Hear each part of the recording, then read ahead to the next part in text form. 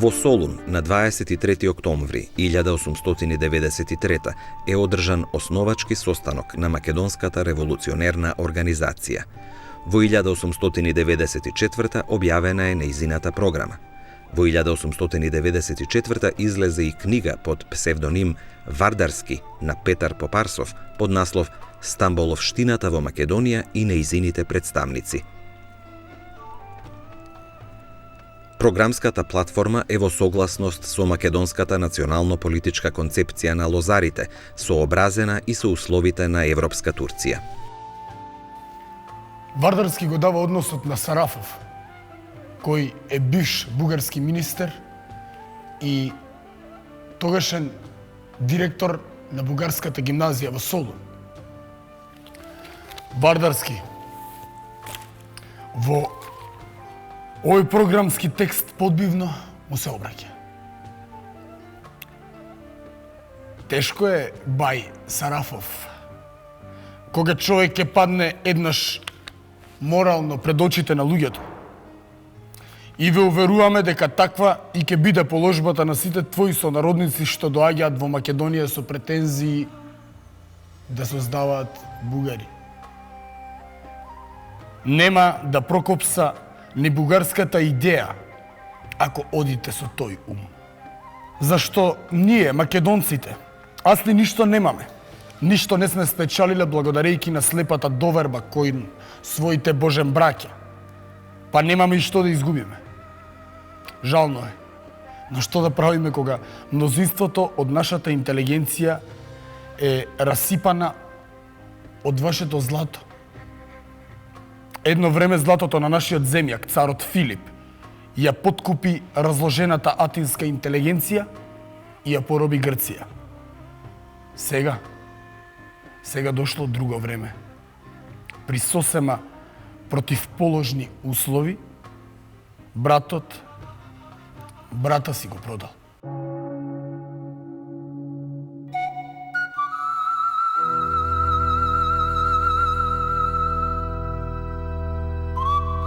Вардарски го опишува односот на Сарафов кон своите учители. Со едни се ракува љубезно, на други само им подава рака, а трети не ги ни погледнува.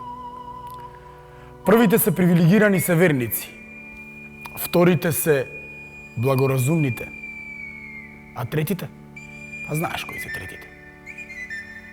Тие се сепаратистите. Основачите на Македонската револуционерна организација, МРО, ја критикуваат во прв ред интелигенцијата и нејзината слугинска поставеност. Ке запишат. Како љубезни чеда, раководени во Солун од Сарафов, на кои тие се индиректни слуги, шпионирајќи овдека, онега, тие се господари во Солунската гимназија и слободни се катадневно да фрлаат по некоја навреда на адреса на Македонија.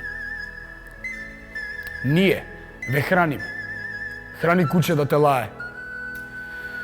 Немате луѓе за работа.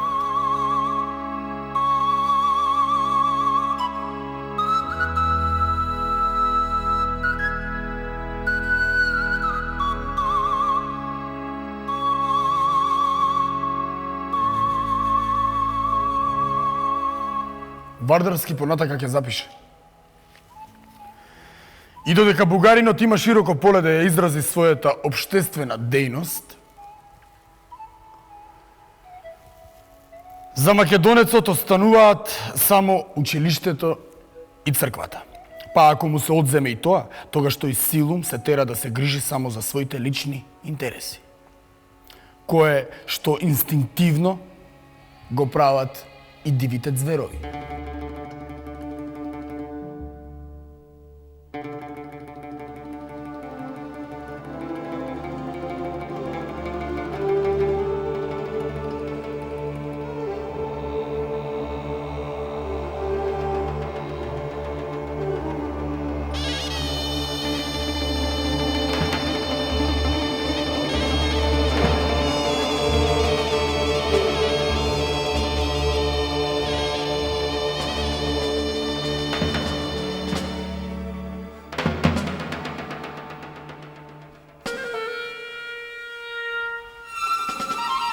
Попарсов вели: и токму нашата општина, единствената народна установа што ја зачувала нашата народна и човечка физиономија низ 500 годишниот период, екзархијата ги употребува сите средства за да ја претвори во нула.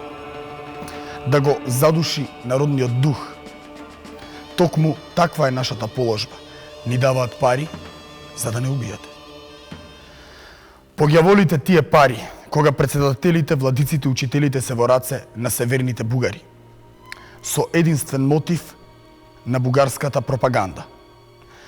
И свесно се стреми екзархијата да го убие секое посамостојно движење кај нас и сака да го постави бугаро-македонскиот дух во полна зависност од неа, да го огради како пиле во кафес за да располага со него, да не окове во синџири за да не разигрува како мечка и да не води онаму од каде што го добива големиот бакшиш. Вардарски пишува: екзархијата дава пари и купува ветер, зашто народност со пари не се купува. Тоа е такво деликатно нешто кое штом ќе се сети дека го пазарат, се фиросува. Народноста како идеја може да постои само кај луѓе што се одушевуваат од повисоки идеи воопшто. Што сакате, впрочем, од куклите што ги создава екзархискиот режим? Со ним ќе се игра секој што им го знае простиот механизам – мевот. Вардарски ги исмева изборовите на бугарите, дека тие биле покултурни од македонците. Смешно е да се зборува зашто простиот македонец токму спротивно си го мисли, наречувајќи ги северните браќа безобразна, шопи. Вардарски подсетува: верува ли екзархот дека нема да дознае народот најпосле каде е злото? Од Скопје се слушаат гласови: не сакаме да знаеме за екзархот. Основачите на револуционерната организација веќе отворено најавуваат дека во Македонија сепак има луѓе што нема да ја остават екзархијата да се игра со цел народ по свој ќејф, па заканувачки подвикнуваат: до кога ќе бидеме храненици? Нема ли еден ден пак да станеме на своите сопствени нозе? Или уште ќе лазиме? Ѓорче Петров ќе потенцира: антиекзархизмот беше првата стапка на организацијата.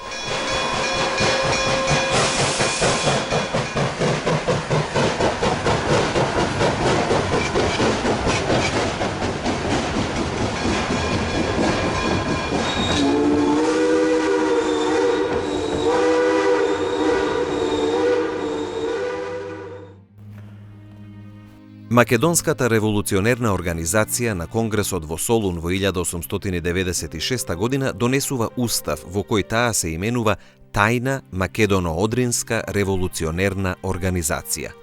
Со проширувањето на организационата мрежа во Македонија почнуваат да се формираат тајни кружоци и комитети сред македонските ученици, студенти и емигранти во странство. Организациони филијали на ТМОРО беа формирани во Швајцарија, Австрија, Грција, Англија, Франција, Америка и во Русија.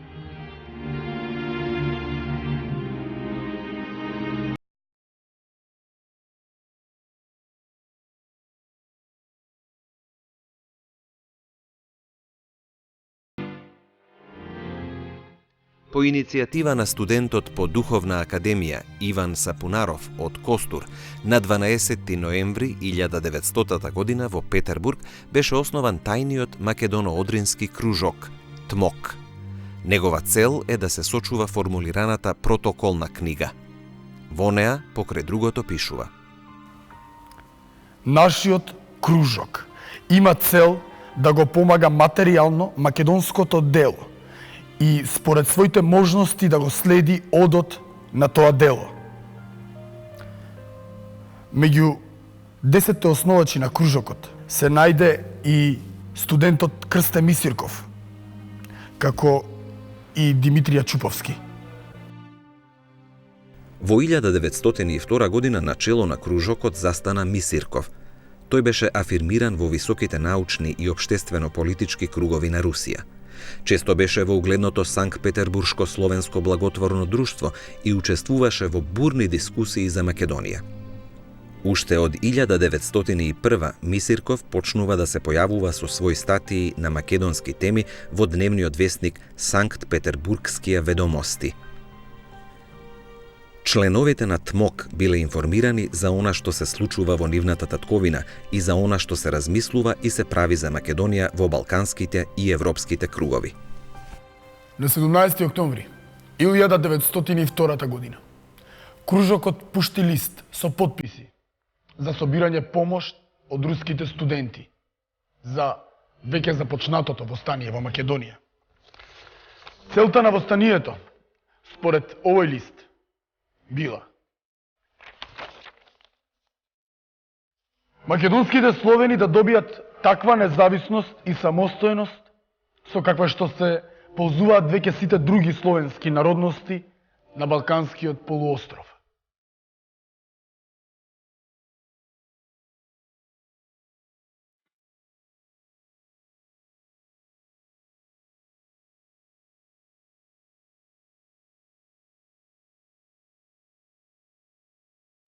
Во руската престолнина, членовите на ТМОК, начело со Мисирков и Чуповски, на 28 октомври 1902 година, го подпишуваат основачкиот акт на Македонското научно-литературно другарство, во кое програмски пишува: со секоја година бројот на нас, родените во Македонија, што се школуваме во високите школи во Санкт Петербург, се зголемува. Средното образование го имаме добиено во разни училишта во Турција, Бугарија и Србија. Тоа послужи за разединување меѓу нас и надвор од границите на Балканскиот полуостров. Треба да ги избегнеме жалните резултати од таквата поделеност, за да имаме можност да се обединиме врз почвата на единството на татковината, со исто потекло иднина, како и врз база на заедничкото изучување на својата татковина од историско, етнографско, фолклорно и јазично гледиште. Ние, долу подпишаните, имаме чест најпокорно да го замолиме Санкт Петербуршкото словенско благотворно друштво да ни дозволи да се собираме во неговите простории врз истата основа врз која што се одржуваат таквите собранија на чешката, бугарската и српската младина што учи во Санкт Петербург. Овој меморандум не ја одушеви српската и грчката пропаганда, мощно ја заплаши бугарската. Со дезинформации и клевети беа ангажирани бугарската екзархија во Цариград и бугарската влада. Христо Шалдев е председател на ТМОК во Петербург. Тој со писма ги известил Централниот комитет на ТМРО во Солун и Врховниот комитет во Софија за опасноста на бугарштината во Македонија, што се крие во новото сепаратистичко движење. Шалдев и другите гледаат опасност од Мисирков. Затоа Шалдев му праќа писмо на Сапунаров,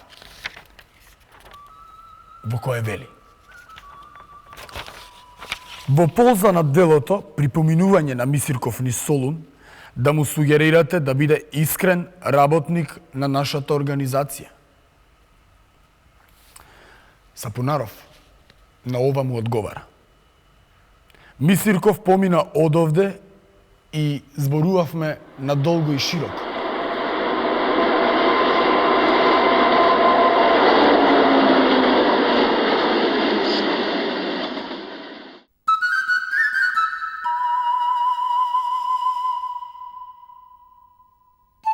Мисирков заминува за Битола.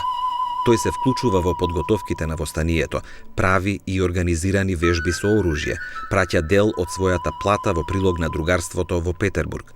Мисирков пишува свој дневник. Во дневникот пишува: јас не можам да заборавам дека се и должам на својата татковина. Слободата на мојата татковина е и моја слобода. Јас ја уважувам честноста, ризикувајќи го својот живот во нејзина полза. Животот што ми е толку скап. Мисирков стана домашен учител на децата на рускиот битолски конзул Ростковски. Мисирков се обидуваше да влијае врз руската балканска политика. Во почетокот на Илинденското востание, конзулот беше убиен во присуство на Мисирков. И Мисирков мораше да ја напушти Македонија заедно со мртвото тело на Ростковски. Мисирков се врати во Петербург. Во статии ги објасни причините на македонското востание.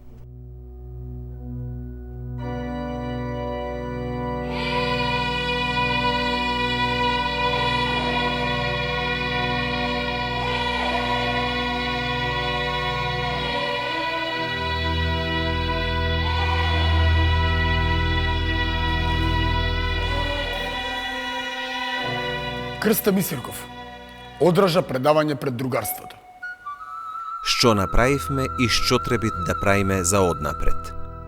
Имат ли се нужда од македонски национални научно-литературни другарства и националниот сепаратизам, земјишчето на кое се имат развиено и ќе се развиваат за однапред? Кон тие текстови Мисирков ги додаде студиозните истражувања и сознанија. Составуваат и можат ли Македонија да се составуваат од себе одделна етнографска и политична единица, и неколку зборови за македонскиот литературен јазик.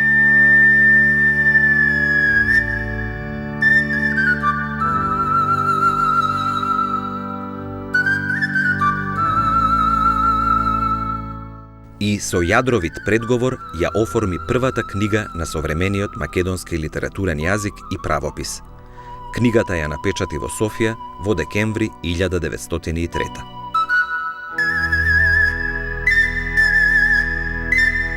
Мисирков укажува на основната тенденција на неговата книга, на другарството, и зошто е потребна кодификацијата на македонскиот литературен јазик.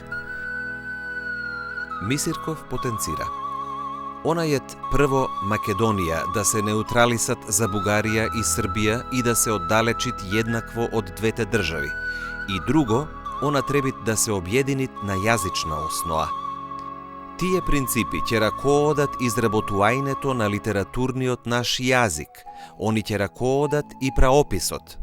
На тие два принципа одговарат прво, прилепско-битолското наречие за литературен јазик, како еднакво далеко и од српскиот и бугарскиот јазици, и централно во Македонија. Второ, фонетичниот праопис со употребените во таа книга писмени знакои и со мали отстапки на етимологијата. И трето, речничниот материјал да е собрајне од сите македонски наречија. При тоа, уште во предговорот, Мисирков дообјасни. Како последувач на идејата за полно одделање на нашите интереси од интересите на балканските народи и за самостојно културно-национално развијање, јас и ја написав на централното македонско наречје, кое за мене, од сега натамо, имат да бидит литературен македонски јазик.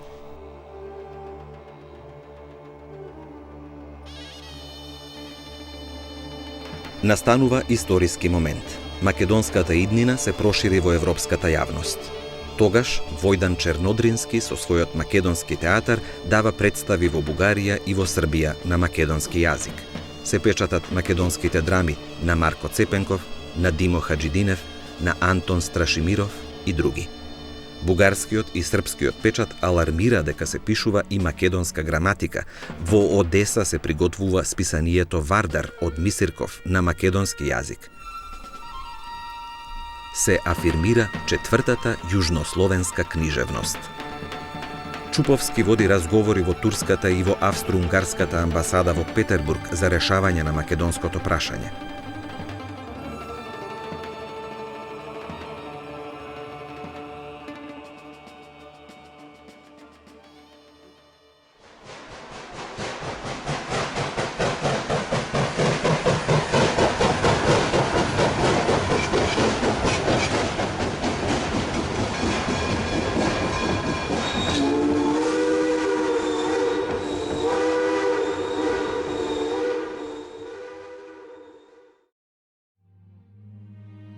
Крста Мисирков во писмо од 20 јуни 1904 година пишува: Ако ја добиеме владата на Австро-Унгарија како што има изгледи да ја имаме Русија, тогаш лесно ќе ја постигнеме целта. Војводата Димитар Мирасчиев и четникот Јордан Ангелов наскоро се приклучуваат кон организацијата. Бугарската влада ги превзела сите мерки за спречување на овој забрзан развој на македонското национално дело. Во собава на Крста Петков Мисирков најдов уште едно писмо. Писмо на револуционерот Јордан Ангелов. Во писмото пишува: Димитар Мирасчиев беше се зближил со Мисирков и беа се согласиле кон слободата на Македонија да се прибави и националната и јазичната автономија на Македонија. Да почнат да се издаваат книги и весници на чист македонски јазик. Кон оваа идеја се присоединив и јас со длабоко убедување дека токму таму е јадецот на слободата на Македонија. Но, не поминаа 1-2 дена, книгата уште в печат. Во една прекрасна зимска ноќ, јас и Димитар Миражджиев се најдовме во бели гаки во Софискиот учестак. А Кутриот Мисирков беше летнал по неволја преку граница, та дури во Русија екстрадиран. Нас не ругаа дека сме сепаратисти и неблагородници. Што се не ни правеа за слободата на Македонија.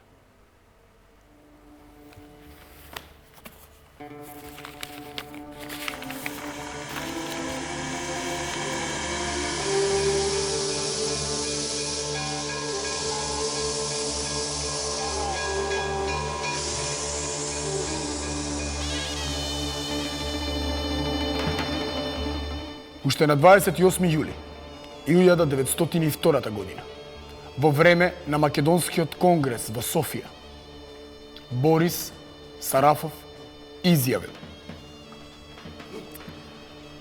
Ние, македонците, сме само македонци, не сме ни срби, ни бугари.